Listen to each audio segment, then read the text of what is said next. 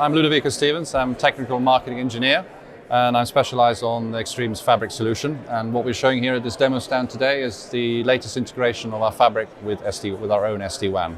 What we have here is our SD-WAN cloud orchestration, and what we're showing here is an SD-WAN deployment, which is using our CTC labs worldwide. So it's based on, we have a CTC lab in Reading, which is our hub location. We have a CTC lab in Singapore, which is a spoke location, and we have a couple of locations in the US, which are also spoke locations. We have a location in France, which is where our SD-WAN development is happening. And uniquely here in Berlin, we've got an SD-WAN appliance and a fabric switch, which is basically this other location, which is shown on the map here. So all locations have an SD-WAN appliance and a fabric switch behind them. Here in Berlin, we have a small SD-WAN appliance. In Reading, we have a bigger SD-WAN appliance that determines the throughput and capability of the appliance. But essentially, what we're doing here is the SD-WAN will automatically build IPsec tunnels from the spoke sites to the hub sites. So that gives us the SD-WAN deployment, and that's what's represented on this map here. We can, of course, also have spoke-to-spoke IPsec tunnels if you want. That's also possible. But the nice thing of the integration with fabric with SD-WAN is that if there's a fabric switch behind the SD-WAN appliances, and we've enabled fabric support on the SD-WAN orchestration, then the SD-WAN will automatically instruct the fabric switches to build a fabric overlay which will match the IPsec underlay.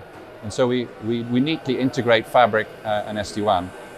So this demo here is basically, what I can show in this demo here is the benefits of this integration and the automation of it. So what we typically do here is I have my laptop here, which is connected to my fabric switch. And my fabric switch is connected to my appliance here, and my appliance has the internet WAN connection.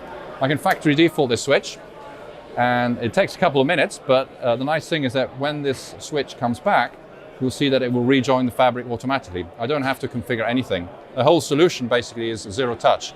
So if I'm deploying a new site, so if we're a new site here in this deployment in Berlin, the deployment for me is I would deploy both the appliance and the fabric switch, and they would automatically configure themselves without me having to do, I wouldn't have to do anything via the serial port. There's no manual configuration. It's all zero touch. So this laptop here has got, I do have a serial port into the switch, but not because I'm going to configure stuff, it's just to see what happens when the switch comes up. And I also am receiving here a little video stream, and this video stream comes from the Reading hub location. So when I factory default this switch, you'll see the video will stop, and then we're going to have to wait a few minutes to see before it resumes automatically. So what I'll do is because it takes a few minutes, I'll go and reboot the switch. So this screen here represents my local laptop here in Berlin, and this screen here is my orchestration, which is accessing the resourcing from Reading. So from Reading, I can SSH into my fabric switch in Reading. And I can see here that I've got a number of fabric adjacencies to all the remote sites. So this is my hub site, and I have an adjacency to this switch here in Berlin, and I have adjacencies to Singapore, France, and the US. And I can also SSH from Reading. I can SSH into this switch here in Berlin. And what I'm going to do here is I'm going to do the necessary commands, if I can recall them. So I'm going to do these commands here, which are going to factory default my switch. It's basically, I factory default my switch and I reset it. And what you'll see is that the video here is frozen because I've lost connectivity. And the serial port here is showing me that the switch is now rebooting. I've lost links on my ports because this fabric switch is now down. And so this is going to take now a couple of minutes to come back. But in the meantime, what we can do is we can go and back. If I go back to the Reading switch, you'll see here that the one which was highlighted in red, that adjacency has gone away because I've killed the switch. So as far as we're concerned, the fabric basically doesn't see the site any longer. Now, another nice thing of our fabric and SD-WAN integration is that the SD-WAN is aware of the status of the fabric, and the fabric is aware of the status of the SD-WAN. They exchange information. How do we activate this fabric support? It's actually very, very simple. It's just a simple knob that you turn on globally. You just basically enable fabric support. You enable this knob here, and you only need to provide a range of IP address spacing. So essentially the fabric support tells the fabric switches to build a VXLAN, an overlay of VXLAN tunnels for fabric extend tunnels. VXLAN needs some address space, so the SD-WAN orchestration basically you give it a range of addresses, and it will carve out /29 subnets to allocate to every site. So you don't have to even bother to configure IP addresses for those VXLAN tunnels. So that's how you configure it. But there's also monitoring of fabric information. So let's just take a look at our various appliances across the deployment. So you can see here that these are all the appliances for all the sites we have. And there's information about fabric support on every site. And you can see here that this one here is inactive because I killed the switch, yeah? So let's just take a look perhaps at the Reading one, which is going to be more interesting. So if I go into the Reading one, it will give me information about the appliance which I have back in Reading. So I can see here information about the Reading appliance, the software I'm running, what type of appliance I have there. It's a bigger appliance I have in Reading, it's my hub site. And it tells me about the fabric support in Reading. So in Reading, that appliance is connected to a 5720 switch, which has this name, which is active. And I actually get to see the status, the ISIS fabric status for that fabric switch in Reading. So that fabric switch in Reading has got right now 3 ISIS adjacencies, which are the ones that we see here. Yeah, one was already down, and the one to this switch here is down because we killed the switch. Yeah, so this is nice because it shows that the SD-WAN is actually getting information from the fabric status, but it actually goes both ways. And you can see that if you go under advanced troubleshooting of the SD-WAN appliance, you can get a lot more information, operational information from that appliance, like things like memory utilization, CPU utilization, etc. So this graph will refresh briefly here. But if you go under routing and LLDP, you actually get to see the information that the appliance exchanges with the switch. So we've got two tables here. This is LLDP. So the SD-WAN appliance learns from the switch the name of the switch, the interface, the LAN 1 interface of the appliance, the MAC address, and it learns from the switch the status of the ISIS adjacencies. So this is the one that we just killed, which is now down, yeah? And likewise, the appliance tells the fabric switch about the status of its SD-WAN IPsec tunnels. So our fabric overlay, if there are some SD-WAN underlay IPsec tunnels which fail, our fabric can automatically reroute much faster. So in the meantime, our fabric switch is progressing through its boot cycle. And right now, we're getting close. So I don't know if you can zoom into the serial port here, but it's at some point we're going to see some messages, and we will see some ISIS adjacencies come up magically, because I haven't configured them. So right now we see that LLDP adjacency on port 124, which is where the appliance is connected. The switch right now is running the IQ agent to connect into XIQ. Okay, fair enough. We see the cold start trap. It'll just be a few moments, and we should start seeing ISIS adjacencies come up. And the nice thing of this is that it's not just auto-configuring the fabric over the SD-WAN, but all the other common onboarding processes like zero-touch fabric and ZTP Plus onboarding into XIQ Site Engine and IQ Agent onboarding into cloud, they will all work as if this switch was locally connected to a local fabric. So the fact that we're running over SD-WAN doesn't change anything to that. So you see here some messages, adjacency up. And look at the video started on its own. Basically the switch is back in operation, and we did absolutely nothing to configure it. And there's quite substantial configuration which was pushed to the device. So if you have time, I will take you through and see what that configuration is.